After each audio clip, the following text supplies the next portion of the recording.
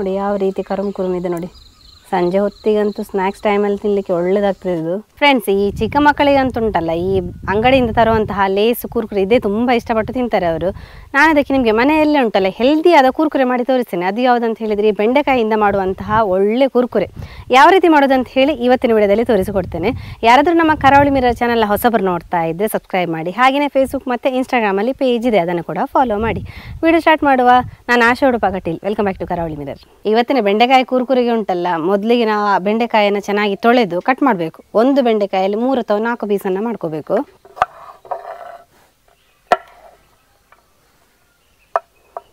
ನೋಡಿ, ಮೊದಲಿಗೆ ಈ ಥರ ಉದ್ದಕ್ಕೆ ಕಟ್ ಮಾಡ್ಕೋಬೇಕು. ನಂತರ ಎಷ್ಟು ಸಪ್ರ ಆಗ್ತದೆ ಅಷ್ಟು ಸಪ್ರಕ್ಕೆ ಕಟ್ ಮಾಡಿಕೊಂಡ್ರೆ ಆಯಿತು. ಇದನ್ನು ಮತ್ತೆ 2 ಭಾಗ ಮಾಡುವ. ಇಷ್ಟುದ್ದಾಗೆ ಇಷ್ಟು ಸಪ್ರ ಇದ್ದರೆ ಸಾಕಾಗ್ತದೆ. ಬೆಂಡೆಕಾಯಿ ಕುರ್ಕುರೆ ಮಾಡಬೇಕಾದ್ರೆ ನೀವು ಎಳಾಸು ಬೆಂಡೆಕಾಯಿನ ತಗೋಬೇಕು. ತುಂಬ ನಾರಿದ್ದು ತಗೊಂಡ್ರೆ ಒಳ್ಳೇದು ಬರೋದಿಲ್ಲ. ಹೀಗೆ ಎಳಸಿದ್ರೆ ಚೆನ್ನಾಗಿರ್ತದೆ. ನೀವು ಮನೆಯಲ್ಲಿ ಈ ಥರ ಬೆಂಡೆಕಾಯಿ ಕುರ್ಕುರೆ ಮಾಡಿ ಮಕ್ಕಳಿಗೆ ಕೊಟ್ಟರೆ ಅಂತ ತುಂಬಾ ಇಷ್ಟಪಟ್ಟು ತಿಂತಾರೆ. ಕೆಲವರು ಬೆಂಡೆಕಾಯಿ ಇಷ್ಟಪಡೋದಿಲ್ಲ. ಹಾಗೆ ಇಷ್ಟಪಡೋದವರೆಲ್ಲ ಈ ಥರ ಒಂದು ರೆಸಿಪಿ ಮಾಡಿ ಕೊಟ್ಟರೆ ಖಂಡಿತ ಅದನ್ನು ಇಷ್ಟಪಟ್ಟು ತಿಂತಾರೆ. ಬೆಂಡೆಕಾಯಿ ಹೆಲ್ತಿಗೆ ಕೂಡ ತುಂಬಾ ಒಳ್ಳೆಯದು. ನಾರಿನ ಅಂಶ ಇರುವಂಥ ಒಂದು ತರಕಾರಿ ಅಲ್ವಾ, ಅದು ಹೆಲ್ತಿಗೆ ತುಂಬ ಒಳ್ಳೆಯದು. ಹೆಂಗಸರು ಮಕ್ಕಳೆಲ್ಲ ತುಂಬ ತಿನ್ನಬೇಕು. ಒಂದ್ಸಲ ಈ ಥರ ಮಾಡಿಟ್ರೆ ಉಂಟಲ್ಲ ಸುಮಾರು ದಿವಸ ತನಕ ಪ್ರಿಸರ್ವ್ ಮಾಡ್ಬೋದು, ಏನು ಹಾಳಾಗೋದಿಲ್ಲ. ನಾವಂದರೆ ಇದಕ್ಕೆ ಏನು ಬೇರೆ ಐಟಮ್ಸ್ ಎಲ್ಲ ಹಾಳಾಗುವಂಥ ಐಟಮ್ ಏನು ಹಾಕೋದಿಲ್ಲ. ಚೆನ್ನಾಗಿ ಕರೆದು ಇದನ್ನೊಂದು ಬಾಟಲಲ್ಲಿ ಹಾಕಿ ಇಟ್ಟರೆ ಉಂಟಲ್ಲ ತುಂಬ ದಿವಸ ತನಕ ಸ್ಟೋರ್ ಮಾಡ್ಬೋದು.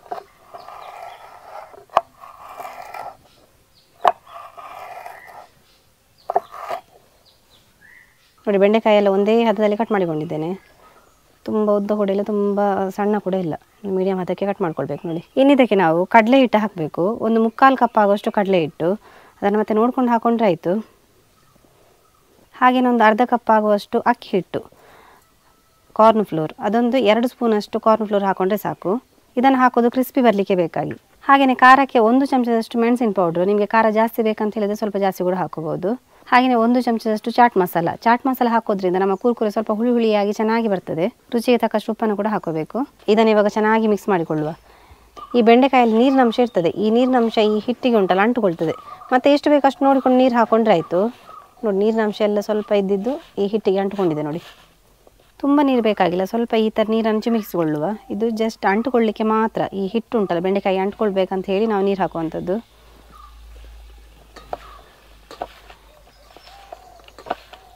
ನೋಡಿ, ಇದಾಗಿದೆ. ಇದು ತುಂಬ ಹಿಟ್ಟೆಲ್ಲ ಹಾಕ್ಕೊಂಡು ಪೋಡಿ ಥರ ಏನು ಬಿಡಲಿಕ್ಕಿಲ್ಲ. ನೋಡಿ, ಇದು ಸರಿ ಇದೆ. ಸ್ವಲ್ಪ ಹಸಿರು ನಮ್ಮ ಬೆಂಡೆಕಾಯಿ ಎಲ್ಲ ಕಾಣ್ತಾ ಇರಬೇಕು. ಬೆಂಡೆಕಾಯಿ ತುಂಬ ಈ ಹಿಟ್ಟನ್ನು ಹೇಳ್ಕೊಳ್ಳೋದಿಲ್ಲ. ನೋಡಿ, ಹೀಗಿರ್ತದೆ. ನೋಡಿ, ಎಲ್ಲ ನಮಗೆ ಮಿಕ್ಸಿಂಗ್ ಎಲ್ಲ ಆಯಿತು. ಇನ್ನು ನಾವು ಎಣ್ಣೆ ಹಿಟ್ಟಾಗಿದೆ, ಬಿಸಿ ಆಗ್ತಾ ಇದೆ.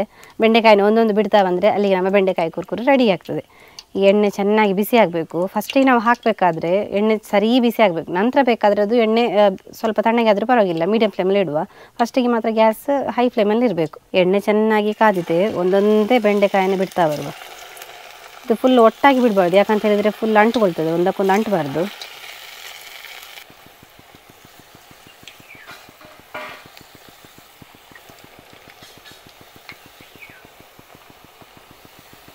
ಒಂದು 3 ರಿಂದ 4 ನಿಮಿಷ ಆದರೂ ಚೆನ್ನಾಗಿ ಬೇಯಬೇಕಿದ್ದು.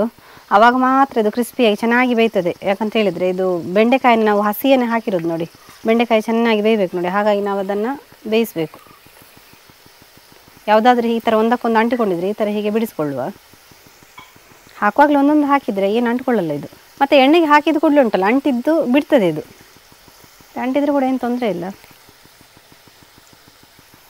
ಈ ಬೆಂಡೆಕಾಯಿ ಕುರ್ಕುರೆ ಉಂಟಲ್ಲ ಮಕ್ಕಳಿಗಂತೂ ಹೈಯೆಸ್ಟ್ ಇಷ್ಟ ಆಗ್ತದೆ ಅಂತ ಹೇಳ್ಬೋದು. ಯಾಕಂತ ಹೇಳಿದರೆ ಕೆಲವು ಮಕ್ಕಳು ಬೆಂಡೆಕಾಯಿನ ಇಷ್ಟಪಡೋದಿಲ್ಲ. ಆವಾಗ ನೀವು ಈ ಥರ ಒಂದು ಕುರ್ಕುರೆ ಟೈಪ್ ಮಾಡಿಕೊಟ್ರೆ ಇಷ್ಟಪಟ್ಟು ತಿಂತಾರೆ. ಸಂಜೆ ಹೊತ್ತು ಸ್ನ್ಯಾಕ್ಸಿಗೆ ಎಲ್ಲ ಮಾಡಿಕೊಡ್ಬೋದು. ಮತ್ತು ಒಂದ್ಸಲ ಮಾಡಿಟ್ರೆ ಸುಮಾರು ದಿವಸ ಪ್ರಿಸರ್ವ್ ಮಾಡ್ಬೋದು, ಏನು ಹಾಳಾಗೋದಿಲ್ಲ. ಇದು ಈಸಿಯಾದ ರೆಸಿಪಿ, ಏನು ಕಷ್ಟ ಇಲ್ಲ ತುಂಬ. ನೋಡಿ, ಸ್ವಲ್ಪ ಐಟಮ್ಸನ್ನು ಹಾಕಿ ಮಾಡುವಂತಹ ಒಂದು ಡಿಫ್ರೆಂಟ್ ಆದ ರೆಸಿಪಿ.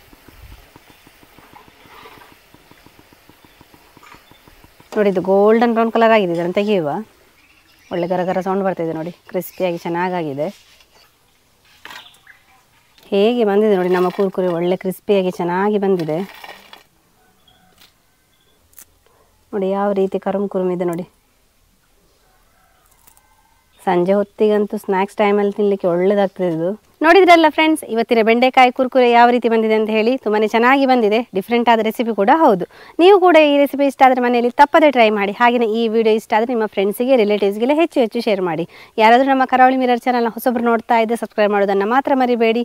ಹೀಗೆ ನಮ್ಮ ಚಾನಲ್ನ ಸಬ್ಸ್ಕ್ರೈಬ್ ಮಾಡಿ, ಸಪೋರ್ಟ್ ಮಾಡಿ, ಫಾಲೋ ಮಾಡ್ತಾ ಇರಿ.